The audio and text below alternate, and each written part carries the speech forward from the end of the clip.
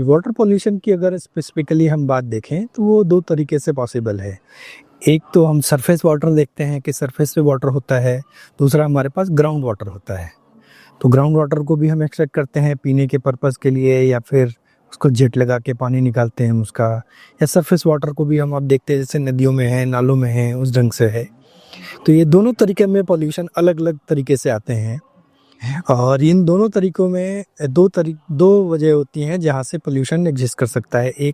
एक को कहते हैं जियोजेनिक और दूसरे को कहते हैं एंथ्रोपोजेनिक। एंथ्रोपोजेनिक उस तरीके का पोल्यूशन होता है जहाँ पे ह्यूमन के द्वारा, मतलब इंसानों के द्वारा जो पोल्यूशन क्रिएट किया जाता है और जो पानी में मिल जाता है वो एंथ्रोपोजेनिक कहलाता है। और जियोजेनिक पोल्यूशन वो होता है जो स्वतः जो नेचर में एग्जिस्ट करता है, जहाँ से पानी बह रही है वहाँ अगर नेचर में एग्जिस्ट करता है वो चीज़, वो एलिमेंट मौजूद होता है, अगर वो पानी में मिल जाता है तो वो पोल्यूट कर सकता है। अब होता क्या है कि बहुत तरीके के पीरियोडिक टेबल अगर आप देखें तो बहुत एलिमेंट्स हैं, उसमें से सारे एलिमेंट्स अच्छे नहीं हैं, कुछ टॉक्सिक होते हैं। तो टॉक्सिक एलिमेंट्स अगर प्रेजेंट हैं मिट्टी में ऑलरेडी, और वहाँ से अगर पानी गुजर रहा है तो वो अपने साथ उसको निकाल कर लेकर जाएगा अपने साथ, और फिर पानी तो बहुत अच्छे से सारी चीज़ों को घुला लेता है अपने साथ में, तो वो टॉक्सिक एलिमेंट भी पानी के साथ घुल जाता है, और अगर हम उसको पीते हैं तो उससे हमारे साथ परेशानी होती है।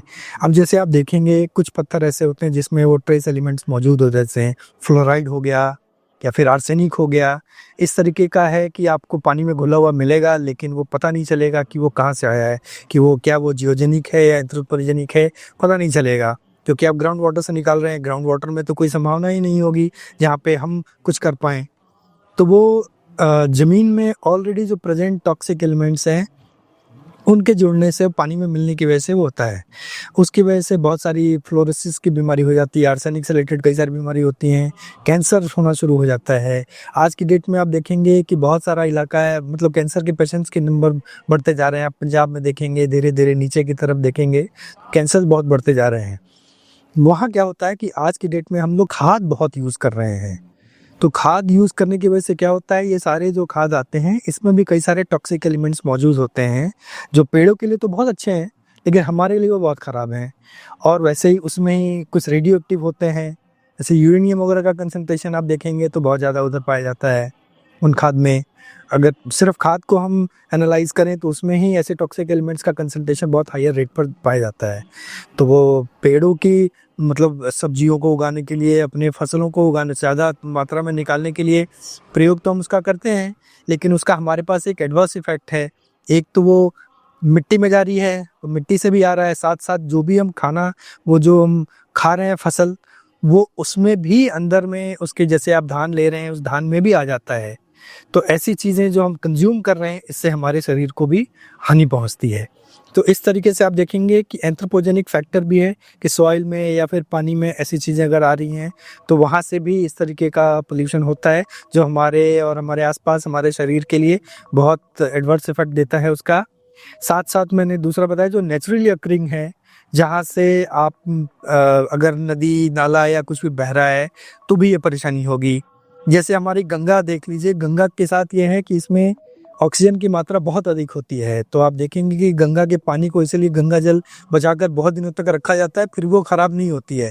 बट नॉर्मल वाटर को अगर हम निकाल कर रखें तो वो कुछ दिनों में ख़राब हो जाती हैं। वजह ये क्योंकि ऑक्सीजन की मात्रा बहुत होती है और ये खुद को हील करने की क्षमता रखती है गंगा का पानी। तो जितने भी हिमालयन फेड रिवर्स हैं, जो भी हिमालय से ओरिजिनेट होकर आती हैं, उनमें ये चीज़ें ज़्यादा होती हैं कि वो खुद को साफ करने की क्षमता रखती हैं।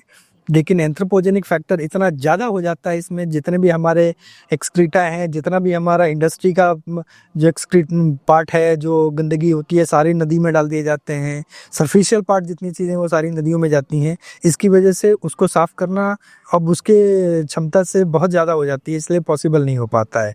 वरना क्षमता, गंगा का पानी ऐसा है कि अगर आप उसको साफ़ रखें तो वो खुद में ही साफ़ हो जाती है और बहुत लंबे टाइम तक रहती हैं।